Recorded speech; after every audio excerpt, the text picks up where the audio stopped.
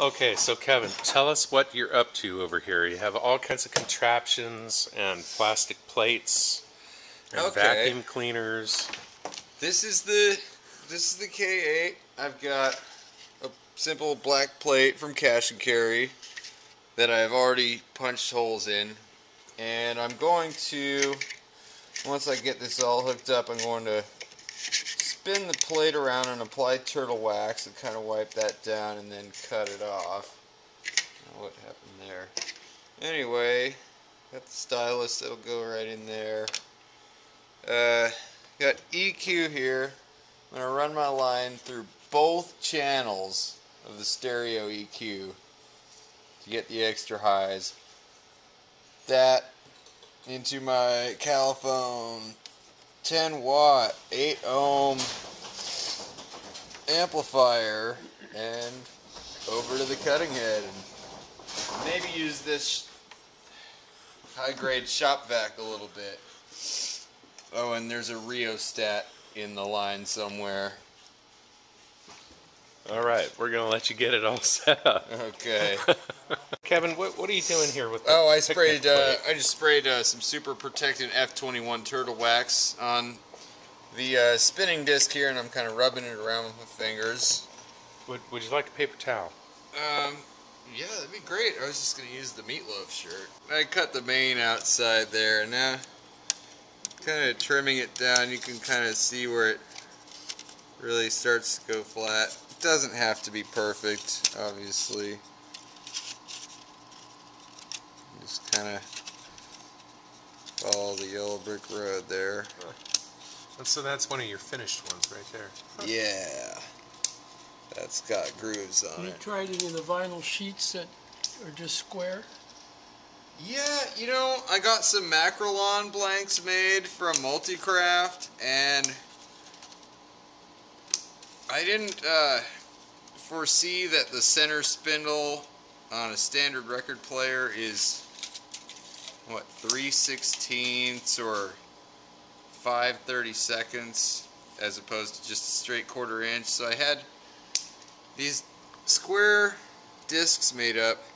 By the way, if you're making square discs, 8.5 by 8.5 inch will give you 12-inch edges flying around, and it looks like it's gonna chop your arm off. Yeah. But it works. So that's gonna be a little lopsided inherently.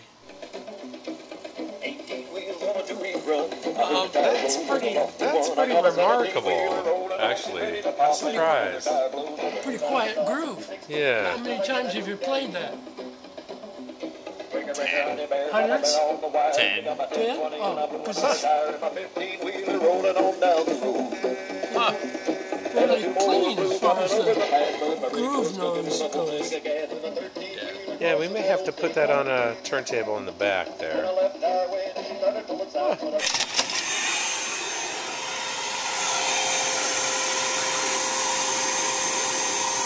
Oh, you press play on that tape deck there? Oh, if I can find it, yeah. Yeah. This is... Oops. Yeah, I got you. Okay.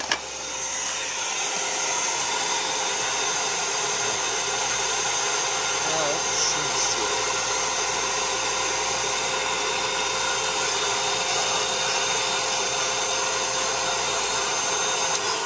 All right, well, look at that. You are actually cutting the plate. Yeah. Not embossing, but you're actually cutting the plate. Yeah. There's the swarf going to the center.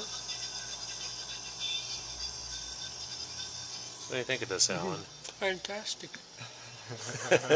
I wouldn't try it. I'm too old school. But boy, that's an awfully inexpensive way to do some experimenting, you know? Yeah. Yeah. Get audio into that? We can hear it, yeah. I don't know how loud it's going to be on playback, but I really like that ever since I put this little spindle down in the middle, it's actually been taking it up. Huh. Here's where I use the vacuum. Come on, you bastard.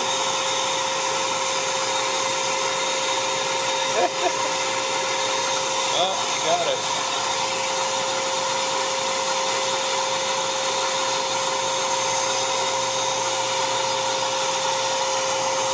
is kind of bunching up there. Oh, Little extraction.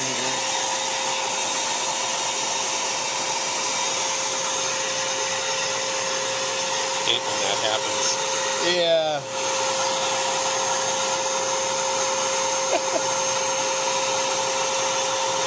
The song's probably over anyway. Yeah, it is. You almost need like a pair of high fidelity tweezers.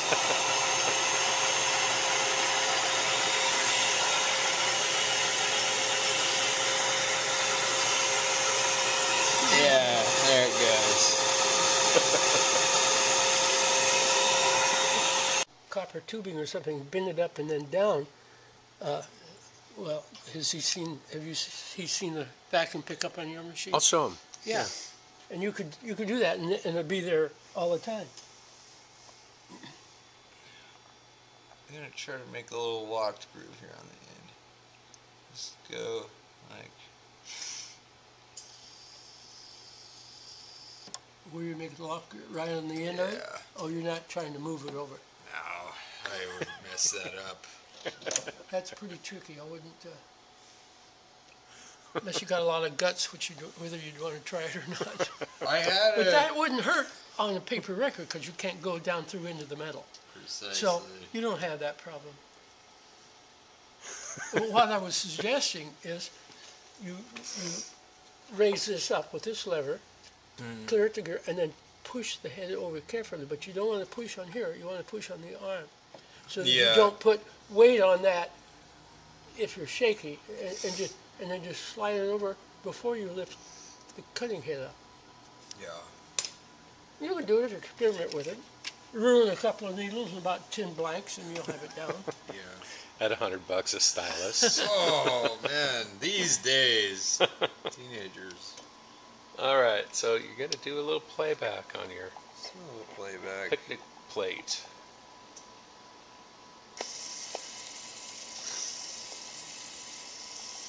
This is not the best record player to play anything on.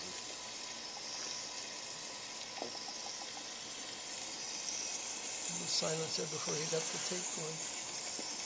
Oh yeah. Speakers up in front. There it goes. Oh yeah.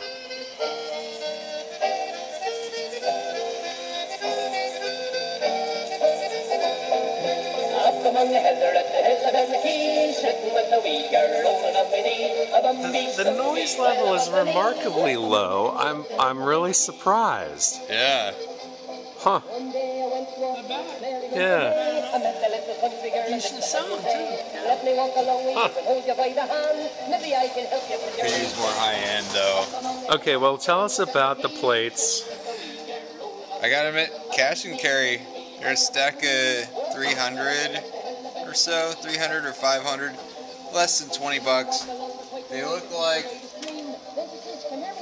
this when you start out. I want turtle wax. I don't know if this actually works, but it's something fun to do before you. Feels good to spray turtle wax on something that's not a car, and I don't know if that helps or what. You tried it without the turtle wax? In other words, Yeah. But it's better with the wax. Yeah, just a little bit. And of course, these plates have their imperfections. That's why there's 300 of them, and they're less than 20 bucks. But, you know. Huh. So, what you would do is kind of take a blank record or whatever, or take a record, and, well, it would be a 7-inch, and you would just set that on top of your stack, drill down into there, as far as you can get, really, into the stack, then drill another hole there. You're going to want to match the sizes on there. Then you take them out and see which ones got drilled out that don't look completely terrible. All right.